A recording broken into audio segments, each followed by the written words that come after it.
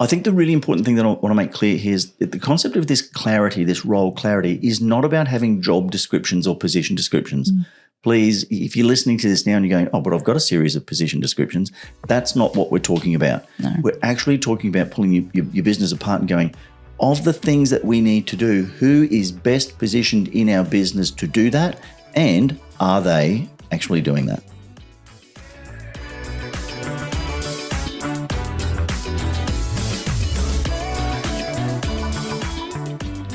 Welcome to the latest edition of the Family and Business Podcast. I'm Mark Creedon, and joining me in the chair as always is Caroline. Yes, hey Mark. Hey Caroline, how's the week been? It's been busy. We've met some really awesome people at Wealth Retreat on the Gold Coast. Yep. And then we had, as you know, a couple of days away down at the Hunter Valley, which is just beautiful. So Wealth Retreat every year.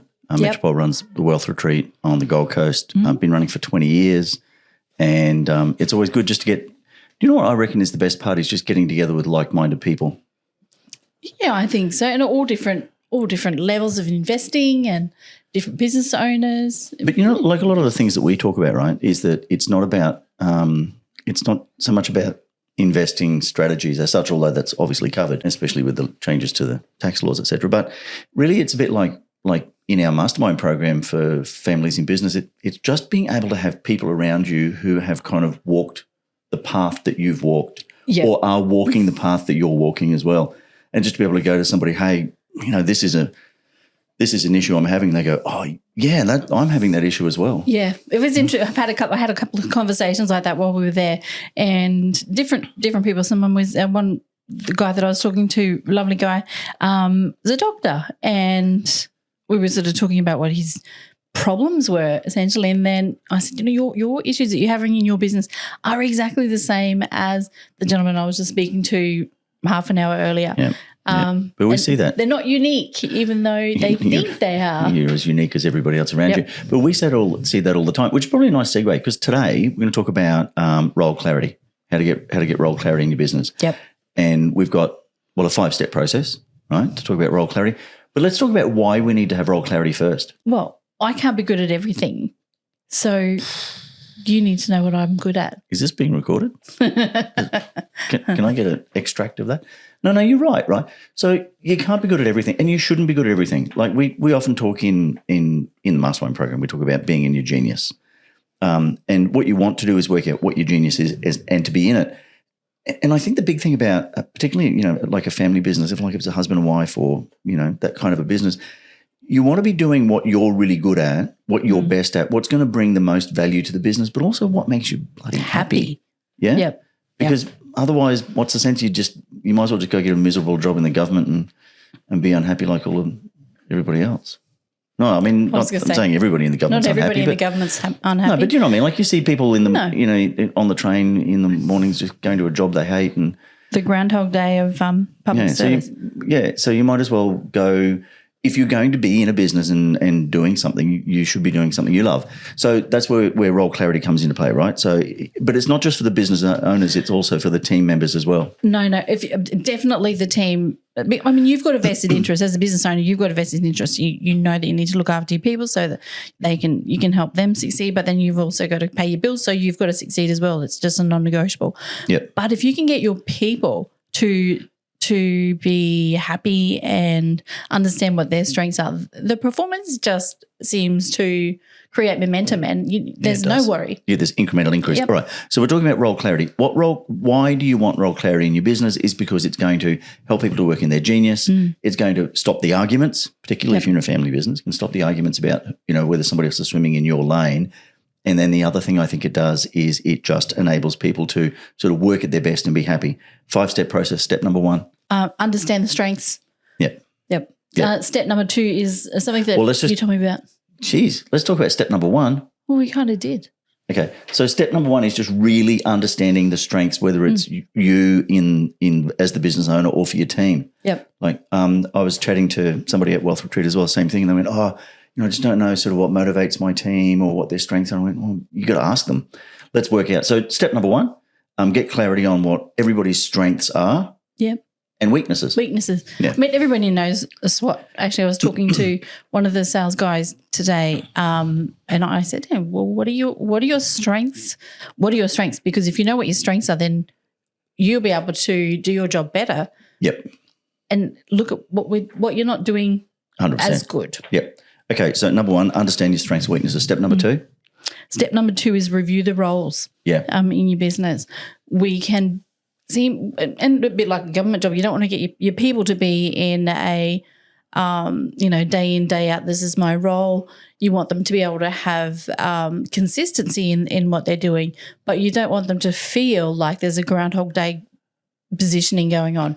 Yeah, the other thing too, I think, is that the whole idea of examining the roles in the business is that it will, part of step three will be to match those two up. We'll get to that. But it helps you to understand what actually needs to be done. Yeah. And we've got a bit of a model that we use around that, the DAD principle. The DAD principle, delegate, automate, and delete. So the number one, we've looked at what are people's strengths and therefore their weaknesses. Number two, just do a little scan around your business and go, okay, let's look at all the various roles we've got. And within those roles, what are the things that we're currently doing that we should be delegating, automating, or deleting? Because the reason I say delete is because there are some things in the business that you maybe should not be doing anymore. Yeah, as roles change, because your business will change, so your roles in the business will change. Yep. Things need to be deleted. There's no point. Yeah, there's one person doing the job of three people. Correct. If it no longer creates value, just hoik it, get rid of it. Yep. Because maybe some things were important before and they're not so important now. You've got this concept of getting this aligned, Caroline. I'm going to look at my notes because you gave me this because I really liked it. Right person, wrong role, frustration. Right person, right role, momentum. Yep. It's kind of that really, either side, isn't it?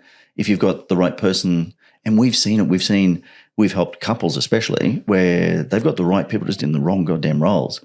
And there's this massive frustration and arguments and, the kitchen table becomes a boardroom table and all those sorts of things.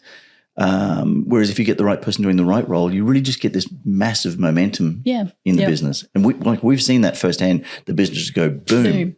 Yeah. Up it goes. Kind of exciting when you see it.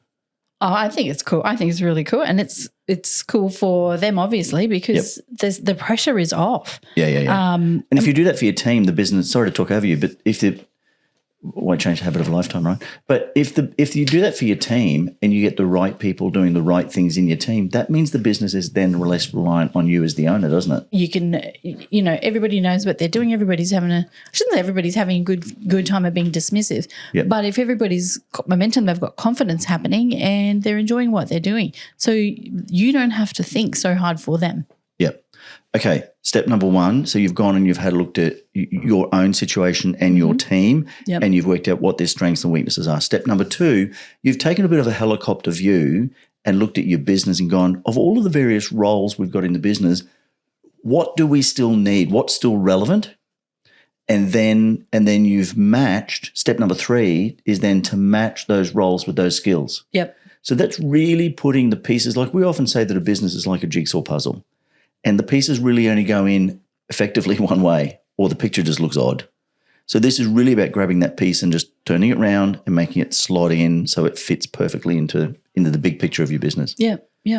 There's going to be times where the table's moving, you can't get it in, you can't get your piece in the right position. Yeah. But that's just business, that's life, And so the end picture of the jigsaw puzzle looks a bit odd for a little while, but it comes good in the end. Right, so step number 4.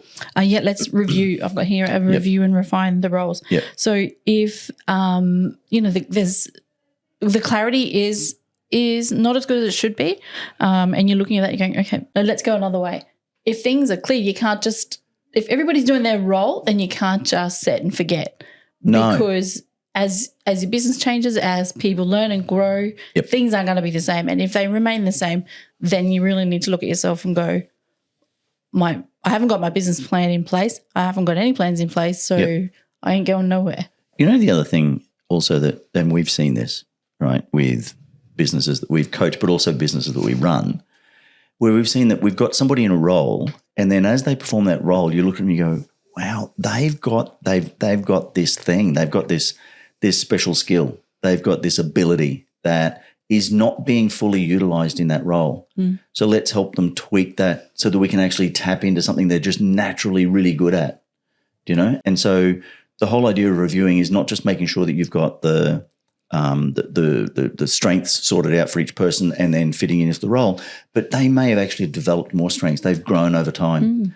They've done some courses or whatever it might be, but they've actually grown over time and they go, okay, well, now's this great opportunity for us to steer them in a different direction. Yep. So you got to review it. I always think if you were to do this exercise in your business now, it'd be great for you to then look at that again in kind of 3 months' time and go, okay, did I get it right? Because I thought that Caroline's strengths were actually bookkeeping and accounting, and in fact, it's not. Which is not. But your strengths are great with accountability. Like helping people to stay on track is. We often joke that you got a master's degree in bum kicking, but I think it's something that you're really, really good at.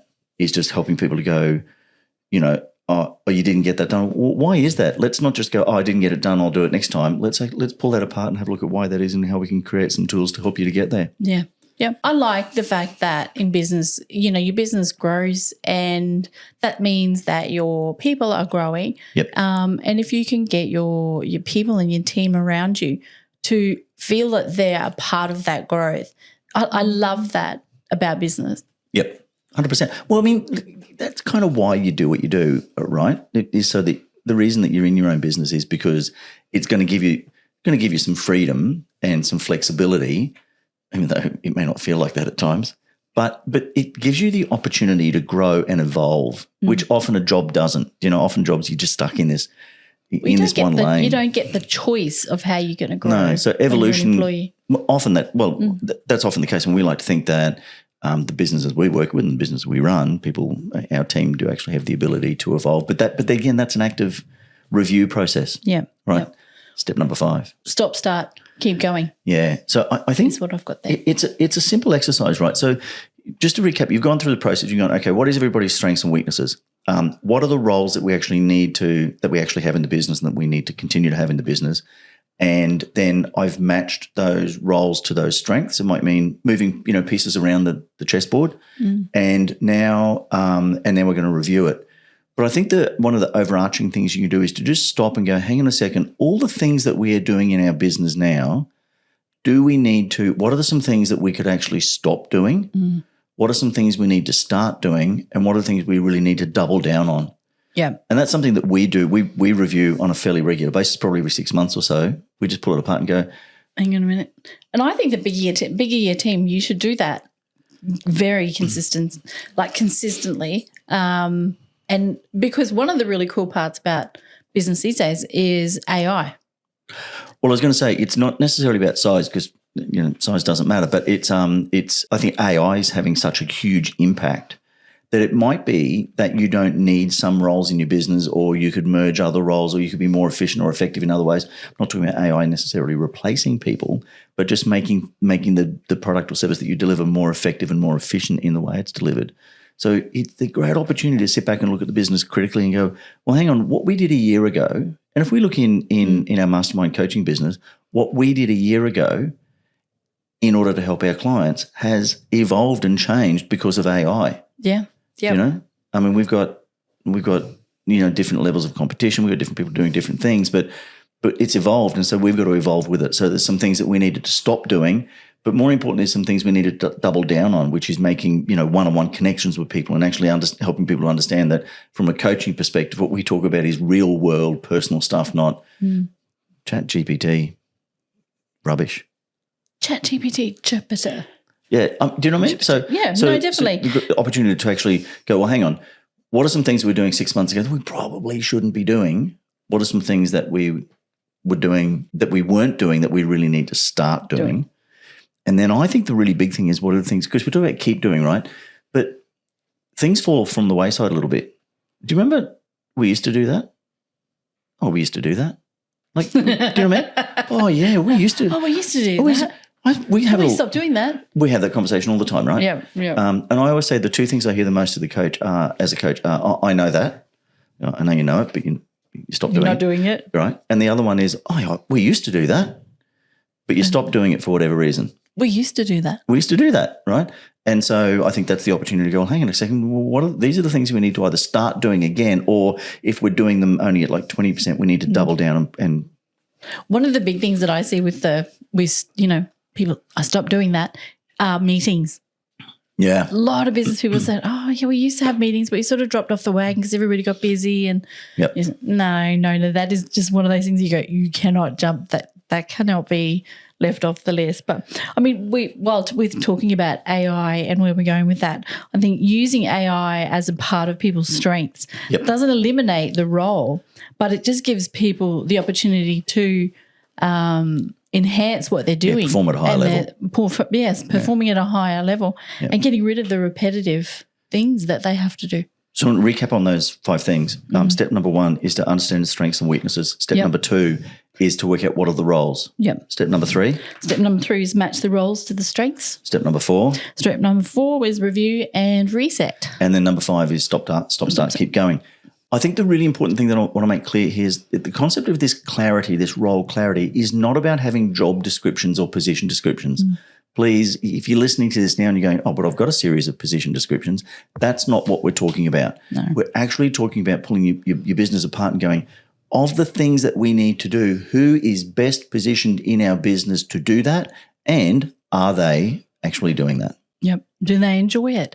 And your perception of if they are good at something and their perception, it could be totally different. So make sure you're both on, or everybody's on the same game. And remember this, changes don't come through like everybody's waiting for the big bang, right? For the big aha moment. Changes don't come that way. Changes come through micro shifts.